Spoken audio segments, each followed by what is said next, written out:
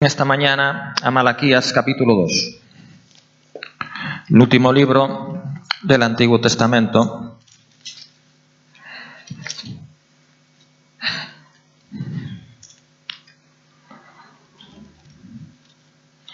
En Malaquías capítulo 2, vamos a empezar leyendo a partir del versículo 1, donde el Señor reprende a su pueblo y de una manera muy concreta y muy específica a los sacerdotes, a los ministros.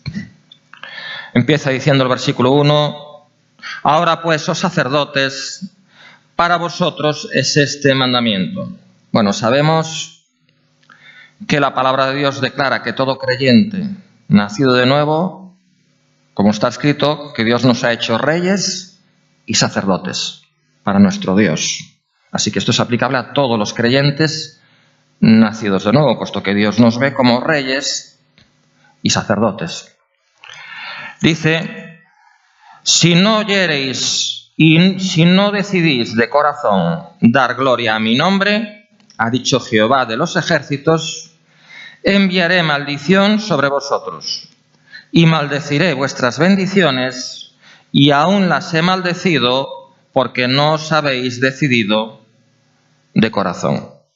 He aquí yo os dañaré la sementera y os echaré al rostro el estiércol de vuestros animales sacrificados, y seréis arrojados juntamente con él. Bueno, esto suena duro, suena un poco fuerte, pero vamos a tratar de entender qué es lo que la palabra de Dios, qué es lo que el Señor le está diciendo aquí a su pueblo, a la iglesia del Antiguo Testamento, que es el pueblo de Israel. ¿Qué les está diciendo aquí realmente? ¿Con qué idea os quedáis? Suena fuerte, ¿verdad? Que el Señor les diga: maldeciré vuestras bendiciones. En el versículo 2 dice, en el versículo 3, dañaré la sementera, os echaré en el rostro el estiércol. O sea, os echaré en vuestra propia cara el estiércol. Ya sabéis lo que es el estiércol, por supuesto, mejor que yo. Entonces, ¿por qué tan duro? ¿Por qué tan fuerte? ¿De qué está hablando aquí? ¿Cuál es la queja, entre comillas, del Señor? ¿Qué es lo que le reprocha a su pueblo? Y muy especialmente a los sacerdotes. ¿Qué le reprocha? Si no oyereis y si no decidís de corazón, dar gloria a mi nombre. O sea, una adoración sincera, una adoración verdadera, una comunión íntima real, algo sincero para Él. ¿Y qué es lo que a cambio le daban? En vez de darle esa adoración que brotaba de lo más profundo del corazón, esa verdadera gratitud, esa sinceridad que el Señor esperaba, ¿qué es lo que le ofrecían en vez de eso? Versículo 3, ¿qué le ofrecían? Os echaré al rostro el estiércol de vuestros animales sacrificados. ¿Qué ofrecían? Sacrificios de animales, que era un tipo, una figura del sacrificio del Cordero de Dios, ¿verdad? Era algo ordenado por Dios mismo. Dios había ordenado que para cubrir, no para quitar, pero sí para cubrir el pecado, tenían que sacrificar sacrificios de animales. En definitiva, ¿qué estaban ofreciendo en vez de una verdadera adoración al Señor? Rito, ceremonia, tradición, costumbre, y todo eso se engloba en una sola palabra. A ver quién me la dice. Religión. Religión. En vez de verdadera adoración, en vez de eso, lo que el pueblo de Dios le ofrecía a su Dios era religión. Rito, ceremonia, costumbre, tradición, sacrificio. Todo eso, ¿cuál es el problema de la religión? Que era un sustituto de la verdadera adoración. No sé si me explico. No es que la religión en sí sea algo malo, no estamos pecando deliberadamente, no estamos robando, no estamos adulterando, no estamos haciendo... Cuando practicamos religión, no es que estemos haciendo algo deliberadamente malo, pero sin embargo, por las expresiones que Dios mismo utiliza, os echaré el estiércol en vuestro propio rostro, os convertiré las bendiciones en maldiciones. Eso quiere decir que es algo que a Dios lo indigna. Es algo que Dios aborrece.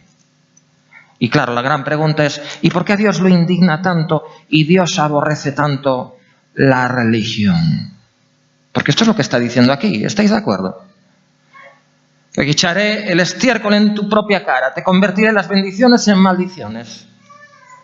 ¿Y todo por qué? Porque había ofrenda y sacrificio de animal, mucho animal sacrificado, mucha sangre de animal derramada. Pero luego decía, si de corazón os decidís a dar gloria a mi nombre, es decir, si no hay algo real y verdadero, va a pasar todo eso. ¿Cuál es el problema de la religión? Que es un sustituto de la verdadera adoración. El problema es cuando cambiamos la verdadera adoración que Dios es digno de recibir y que espera recibir al menos de su pueblo, al menos de su gente. De la otra ya no espera nada, claro. De la otra al menos espera que le teman. Porque dice en Romanos, ¿os acordáis lo que claramente dice en Romanos? Luego volvemos aquí. En Romanos capítulo 1.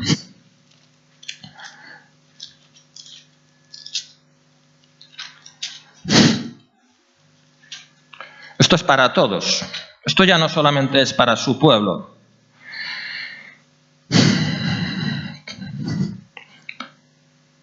En el versículo, a partir del 18, porque la ira de Dios se revela desde el cielo contra toda impiedad e injusticia de los hombres que detienen con injusticia la verdad. Porque lo que de Dios se conoce les es manifiesto, pues Dios se lo manifestó.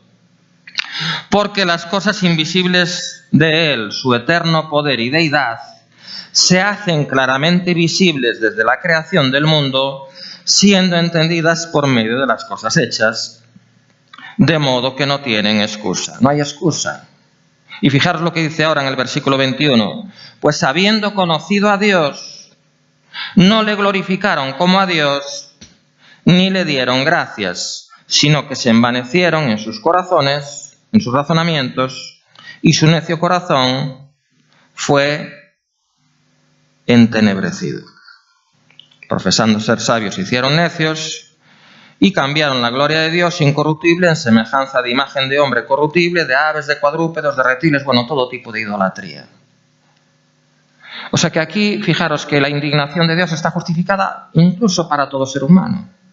No nada más para su pueblo, especialmente para su pueblo, por supuesto. Pero dice claramente porque las cosas invisibles de Él son claramente conocidas a través de la creación. Su eterno poder y deidad se hacen visibles por medio de todo lo creado, así que no hay excusa. Y dice claramente, habiendo conocido a Dios, ¿cómo conocemos a Dios? A través de toda la creación. Podemos conocer su eterno poder, podemos conocer su deidad. No le glorificaron, o sea, lo mismo que le reprocha Malaquías a su pueblo, no le glorificaron.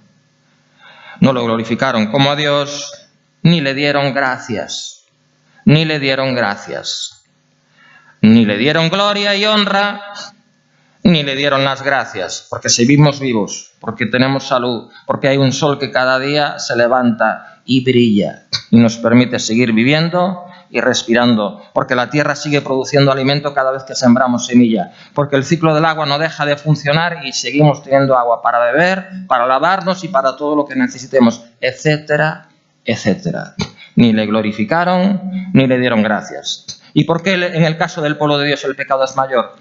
Porque al tener una comunión más íntima y más personal con Él, al que mucho le has dado, mucho le he requerido. La responsabilidad es mayor. Que cuando le pedimos favores personales, ay señora, mi hija tiene este problema, por favor arréglaselo.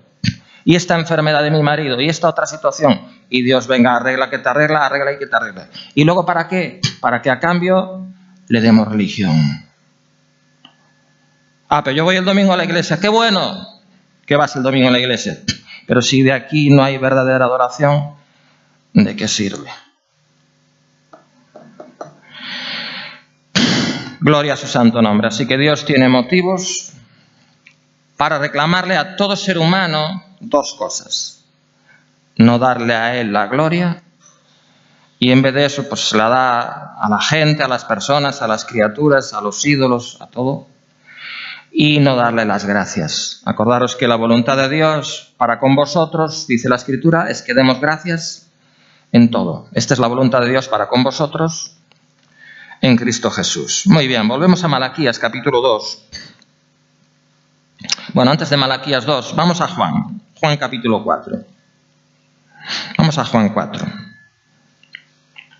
Evangelio de Juan capítulo 4.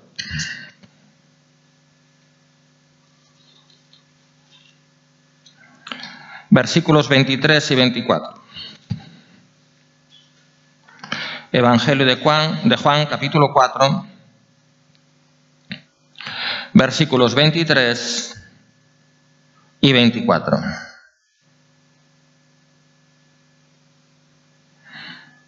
Mas la hora viene, y ahora es, cuando los verdaderos adoradores adorarán al Padre en espíritu y en verdad, porque también el Padre tales adoradores busca que le adoren. Dios es espíritu, y los que le adoran en espíritu y en verdad es necesario que adoren. Así que Dios está buscando ese tipo de personas. Dios está buscando ese tipo de adoradores. Dios está interesado en ese tipo de gente. Gente que le adora a Él. Gente que no le ofrece un sustituto llamado religión. No, gente que le adora a Él, pero que lo hace en espíritu y en verdad. ¿Qué significa en espíritu y en verdad?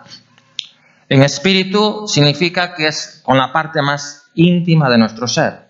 No es con el cuerpo, ni siquiera con el alma. No es algo carnal, ¿verdad? Ni es algo emocional, no se trata de emociones, porque las emociones residen en el ámbito del alma. Es algo espiritual. Es algo que reside, repito, en la parte más profunda de mi ser, de nuestro ser. Y luego dice en verdad. En verdad quiere decir con sinceridad, de corazón, de verdad. De hecho, está escrito también que cercano está Jehová a los que le invocan. Pero luego añade, a los que le invocan de veras, de verdad. Porque se le puede invocar de muchas maneras, hasta por costumbre. Hasta cuando se practica una religión se le puede invocar. Pero eso no es de veras. Ahí Dios no está cercano. Cercano está Jehová a los que le invocan, pero a los que le invocan de veras. Muy bien, volvemos a Malaquías capítulo 2. Volvemos a Malaquías en el capítulo 2. Y vamos a seguir leyendo.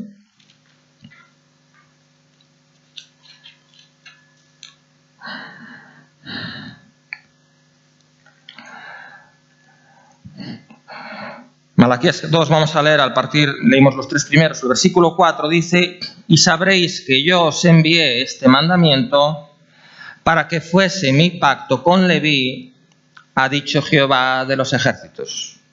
Mi pacto con él fue de vida y de paz, las cuales cosas yo le di para que me temiera, y tuvo temor de mí, y delante de mi nombre estuvo humillado. La ley de verdad estuvo en su boca, e iniquidad no fue hallada en sus labios. En paz y en justicia anduvo conmigo, y a muchos hizo apartar de la iniquidad. Dios pone como ejemplo de ministerio el ministerio de Leví. Y el pacto que Dios estableció con Leví y con su descendencia, el pacto sacerdotal. Fijaros lo que Dios requiere. Dice, mi pacto con él fue de vida y paz. ¿Qué fue lo primero que Dios le otorgó a Leví? ¿Qué le concedió? Le concedió vida. El Señor dijo que él venía a traer vida y que la venía a traer en abundancia. Pero vida bien vivida, porque vivir muchos años para vivirlos mal, hay gente que prefiere hasta morir. Le dio vida y le dio paz, le dio descanso. ¿Y con qué propósito Dios le otorgó a Leví vida y paz? Pues ahí lo dice, las cuales cosas yo le di, versículo 5, para que me temiera y tuvo temor de mí y delante de mi nombre estuvo humillado. Le dio vida y paz para que tuviera temor reverente hacia Dios y para que delante de Dios se humillara. Le ofreciera verdadera adoración, diera gloria a su santo nombre. Alguien que predica, alguien que le sirve, alguien que tiene un ministerio no puede pretender que los demás adoren al Señor y él no lo haga. Tiene que ser el primero en poner el ejemplo. Y fijaros, a continuación habla de lo que es un verdadero ministerio. Y repito, que los que tienen ministerio no son nada más los que predican detrás de un púlpito. Porque tal como compartimos el domingo pasado, todos somos llamados a ir y a predicar el Evangelio a toda criatura. Todos tenemos ese llamamiento. Y dice aquí, la ley de verdad estuvo en su boca. ¿Qué Dios espera que salga de nuestra boca? La ley de verdad. ¿Y la verdad dónde está contenida? En su palabra. Es decir, que lo que Dios espera, en definitiva, ¿qué es? Que compartamos su palabra. No sé si me explico. Que compartas su palabra. No tus ideas, no tus opiniones, no tus pensamientos, no tus sentimientos, no lo que a ti se te ocurra. Lo que Dios espera que compartas es su palabra. De hecho, eso es lo que la gente necesita. No necesita ni tus opiniones, ni tus pensamientos, ni tus sentimientos. Necesitan la palabra de Dios. Eso es lo que necesitan realmente. Dice, la ley de verdad estuvo en su boca, e iniquidad no fue hallada en sus labios. Se cuidaba muy mucho lo que salía de sus labios. Seguramente de ahí no salía el chisme, ni la murmuración, ni la mentira, ni la calumnia, ni la difamación, ni nada de eso. Cuidaba mucho su boca, porque sabía que su boca era un instrumento para Dios y por lo tanto tenía que ser limpia. Y si iniquidad no hubo en sus labios. ¿Qué es lo que salía de sus labios? La palabra. Ese es un verdadero ministerio. Alguien que adora a Dios de corazón, no fingido, no religión. Y alguien de cuyos labios lo que brota es la palabra. Es su palabra. Y luego dice, fíjate ahora, presta mucha atención. En paz y en justicia anduvo conmigo. Por supuesto, Leví caminó con Dios en paz y en justicia. Y ahora viene aquí la cosa. Y a muchos hizo apartar de la iniquidad. Este es el verdadero ministerio. Esto es, punto. A muchos, no a pocos, a muchos hizo apartar de la iniquidad. No somos llamados a caerle bien a la gente, ni a agradarle a la gente, ni a regarle el oído, ni a decirle lo que quieren oír. Para que estén muy contentos con nosotros. No. Ese no es nuestro llamado. Ese es el llamado de los políticos. Porque luego necesitan el voto. Entonces tienen que regalarle el oído a la gente, tienen que decirle a la gente lo que la gente quiere oír, para que les voten y ellos puedan seguir ostentando esos puestos de privilegio. Pero nosotros no somos llamados a eso porque no somos políticos. ¿A qué somos llamados? Para que Dios envíe su palabra. Toda escritura es inspirada divinamente y es útil para enseñar, para redarguir, para corregir, para instruir en justicia. Para que el hombre de Dios sea perfecto, para perfeccionar en definitiva. Es decir, que Dios quiere poner en nuestros labios su palabra, ¿para qué? Para enderezar lo que está torcido. Para enderezar lo torcido, para que lo áspero se alise, se allane, para que lo alto se baje y para que lo bajo se alce. Para preparar caminos al Señor, como hacía Juan el Bautista. Para prepararle el camino al Señor.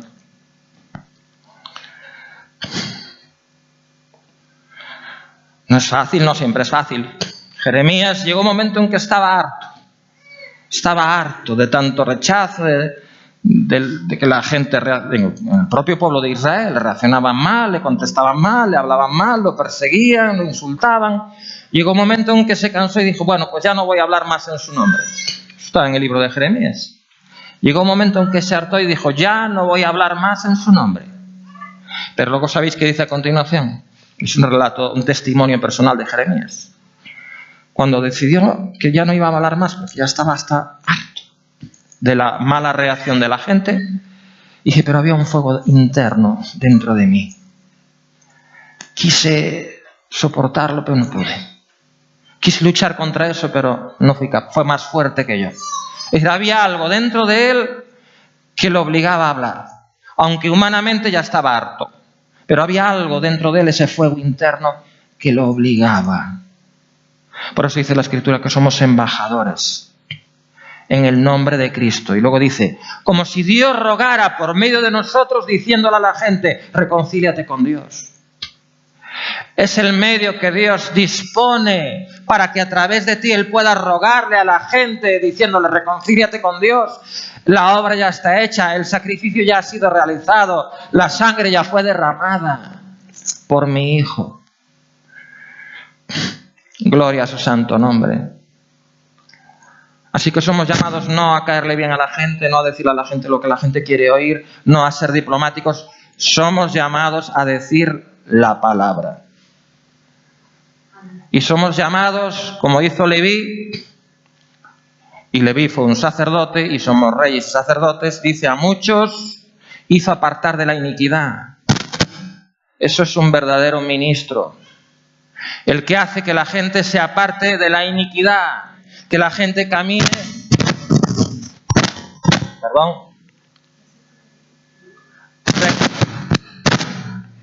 rectamente, lo voy a dejar aquí, que la gente camine rectamente. Vamos a seguir leyendo. Versículo 7, ¿estamos ahí?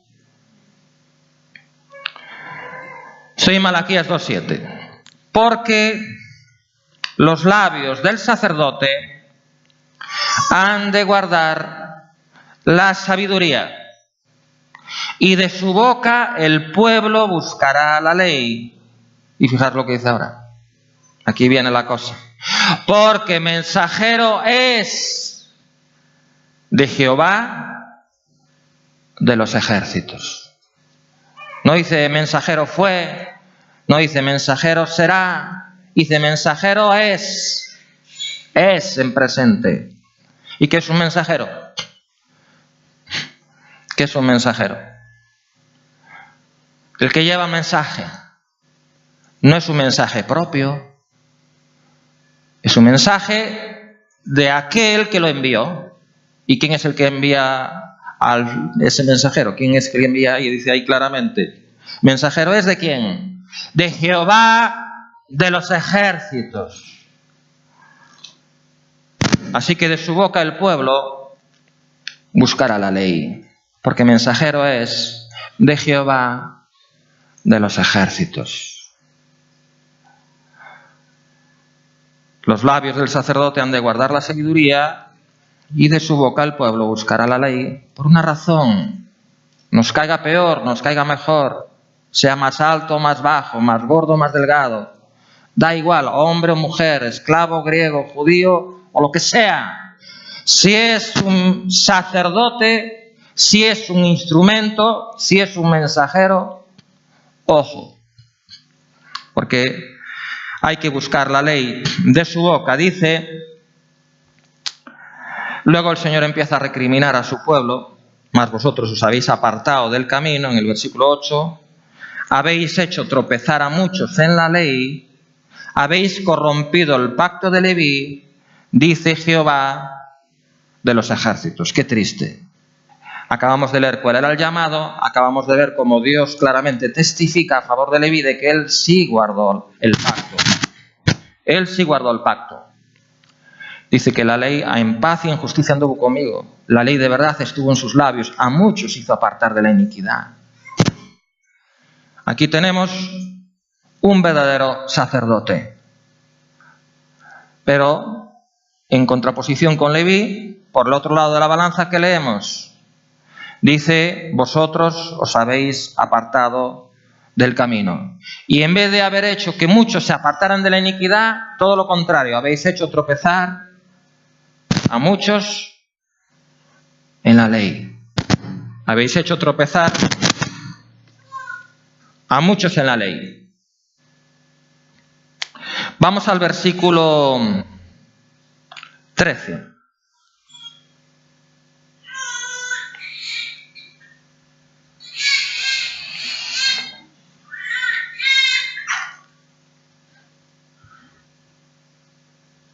Versículo 13. Dice, y esta otra vez haréis cubrir el altar de Jehová de lágrimas, de llanto y de clamor. Así que no miraré más a la ofrenda para aceptarla con gusto de vuestra mano. Más diréis, ¿por qué? Fijaros lo que está diciendo el versículo 13, que otra vez haréis cubrir el altar de Jehová de lágrimas, de llanto y de clamor. ¡Qué triste panorama! ¡Qué triste panorama! Además dice otra vez, es decir, que ya no es la primera vez. Otra vez vienen tiempos malos. Otra vez haréis cubrir el altar de Jehová de lágrimas, de llanto y de clamor. Y dice, así que no miraré más a la ofrenda, es decir, ya no me vengas con más religión. Ya no me traigas más religión. Para aceptarla con gusto de vuestra mano. Más diréis, vamos a ver el por qué Dios es así de tajante. ¿Por qué? Porque Jehová ha atestiguado entre ti. Presta la atención, por favor, que ya queda poco para terminar el capítulo 2 de Malaquías. Fijaros qué es lo que Dios le indigna sobremanera, aunque ya tocamos algunos aspectos. Pero fíjate lo que dice ahora, que la palabra de Dios es muy clara. Porque Jehová ha atestiguado entre ti y la mujer de tu juventud, contra la cual has sido desleal, siendo ella tu compañera y la mujer de tu pacto. ¿No hizo él uno, habiendo en él abundancia de espíritu? ¿Y por qué uno? Porque buscaba una descendencia para Dios. Guardaos pues en vuestro espíritu, no nada más en vuestro cuerpo, en vuestro espíritu también, y no seáis desleales para con la mujer de vuestra juventud. Porque Jehová, Dios de Israel, ha dicho que él aborrece el repudio y el que cubre de iniquidad su vestido. Dijo Jehová de los ejércitos, guardaos pues en vuestro espíritu y no seáis desleales. Luego leemos el versículo 17. Bueno, ¿de qué está aquí amonestando a su pueblo, a su gente? Porque esto va para el pueblo de Dios a través del profeta Malaquías.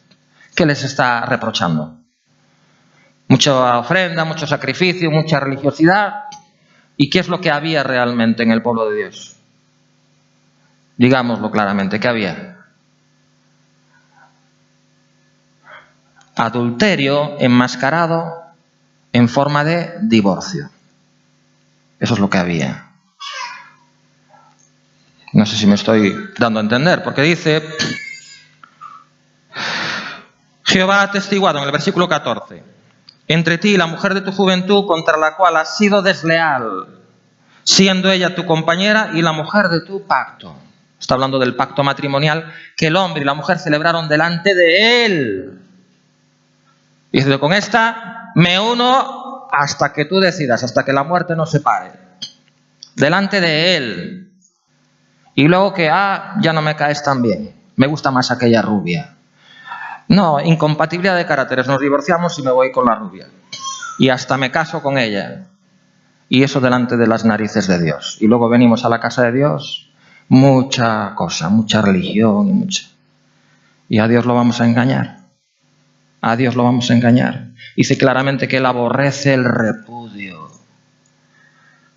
Y las iglesias llenas de divorciados y divorciadas. Y ya dijimos que en algún caso concreto, yo no digo que en algún caso concreto nos pueda estar justificado, ¿verdad? Que si hay malos tratos, que si hay amenazas de muerte, que si hay adulterio declarado por parte de una de las partes, sí, y no se arrepiente. Yo no digo que no haya casos que realmente puedan ser justificados, pero ¿y cuándo no? ¿Y cuando hay así de casos que no? Que es que me gusta más la otra y ya me cansé de esta que ya no es tan joven como antes.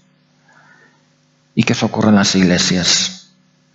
Y luego venimos ahí como si tal cosa, a ofrecer nuestros animales muertos, entre comillas.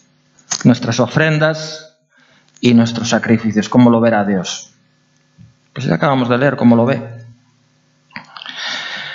Jehová ha dicho que él aborrece el repudio y al que cubre de iniquidad su vestido. Guardaos pues en vuestro espíritu y no seáis desleales. Bueno, ¿y esto cómo es aplicable a nosotros? ¿O es nada más para los divorciados? Bueno, es aplicable a todos. Porque el matrimonio natural es un tipo, un cuadro, una figura del matrimonio espiritual. ¿O no dice la Escritura, por ejemplo, en Efesios: maridos, amad a vuestras mujeres, así como Cristo amó a la iglesia y se entregó a sí mismo por ella? Es decir, que el marido es un cuadro, un tipo, una figura de Cristo, el esposo, y la esposa es un cuadro, un tipo, una figura de la iglesia, la esposa. ¿Y qué es lo que Dios demanda aquí? ¿Qué es lo que Dios demanda aquí? Fidelidad. Guardar el pacto. Si Dios quiere que en el ámbito natural el esposo y la esposa guarden el pacto contraído delante de Él y que no sean desleales, muy fea esa palabra, ser desleal, ¿verdad? Te prometo, te juro amor eterno, y ya veremos ahora por qué también, y luego a la vuelta de la esquina me voy con otra. Eso es ser desleal. Eso es ser desleal. Y a veces uno no lo comete en el cuerpo, pero sí en el espíritu. Porque dice: no seas desleal ni siquiera en tu espíritu. Porque hay quien desea irse con otra. Muy bien. Y fijaros lo que dice, quisiera llamar la atención en lo que dice el versículo 15. Por favor, presta atención. Versículo 15 dice: ¿no hizo el uno habiendo en él abundancia de espíritu? ¿Y por qué uno? ¿Cuál es la razón de que quiso que a través del pacto matrimonial el hombre y la mujer fueran uno? ¿Con qué objetivo? ¿Por qué nos diseñó y nos creó como la forma que nos creó? ¿Y por qué? Para que fuéramos complementarios y pudiéramos ser uno. ¿Por qué razón? Dice: porque buscaba una descendencia para Dios. Luego el ser humano torció todo eso y ya sabemos que hoy día está de moda el hombre con hombre y la mujer con mujer y todo tipo de cosas. Y hasta con animales, si me apuras. Pero ¿cuál es el propósito, el objetivo que Dios nos diseñó en la forma que lo hizo? Para que el hombre y la mujer, a través del pacto matrimonial delante de Él, contraído delante de Él, fueran uno. Ese es el plan perfecto de Dios. El hombre lo torció, hizo de todo, ¿no? Pero ¿cuál fue el objetivo? Descendencia para Dios. Descendencia, buscaba una descendencia para Él. Buscaba hijos que de alguna manera fueran educados, enseñados y consagrados a Él. Madre mía. Amén. Así que Dios... Otra cosa. Una última reflexión. Si en el ámbito natural el esposo y la esposa guardan fidelidad el uno al otro y como Dios planeó son uno, ¿cuál es el fruto lógico y natural que cabe esperar? Los hijos. Aquí tenemos una prueba. ¿O no? Ahora traslademos eso al ámbito espiritual. El esposo es un tipo de Cristo, ¿no? Y la esposa es un tipo de su iglesia. Entonces, si somos fieles al Señor y guardamos el pacto de unidad con Él y somos uno con Él, ¿qué es lo lógico que tiene que ocurrir? Si de la unión del esposo y la esposa en el ámbito natural, cuando son hechos uno, la consecuencia lógica natural son los hijos, es que los hijos vengan. Cuando la iglesia se une al Señor y es uno con Él y guarda el pacto de fidelidad con Él, no el sustitutivo de religión, no. El pacto con Él. ¿Cuál es la consecuencia que cabe esperar? Si en el ámbito natural lo lógico es que haya hijos, en el ámbito espiritual, hijos espirituales. Hijos espirituales. Eso es la consecuencia lógica. Así que si una iglesia es estéril porque no da a luz hijos espirituales, alguno pudiera pensar, a lo mejor es que el esposo le falla ahí. Yo no creo que nuestro esposo falle. O fallará el Señor Jesucristo. No. La que falla es ella. La estéril es ella. A lo mejor es que no tiene relación íntima con su esposo. Si la esposa no se une, no es uno con el esposo, ¿cómo va a quedar encinta?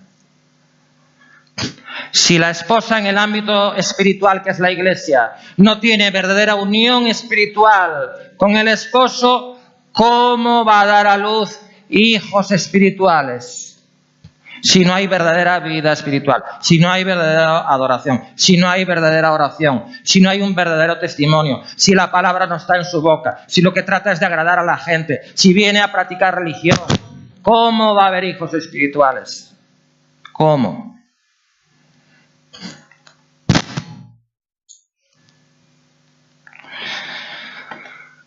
Amén. Amén. Gloria a Dios. Es una palabra de exhortación dura, pero acordaros el propósito y el objetivo. Dice en versículo 6, le vieron un sacerdote que caminó con Dios, que agradó a Dios, que en paz y en justicia anduvo con Dios. ¿Y por qué? Porque dice que a muchos hizo apartar de la iniquidad. Amén. A muchos hizo apartar de la iniquidad. Es decir, lo que Dios quiere es que enderecemos lo que esté torcido y que caminemos con Él de la manera correcta, tal y como Él lo estableció en su palabra. Pongámonos de pie en esta mañana y démosle gracias a Dios por lo aprendido. Aleluya.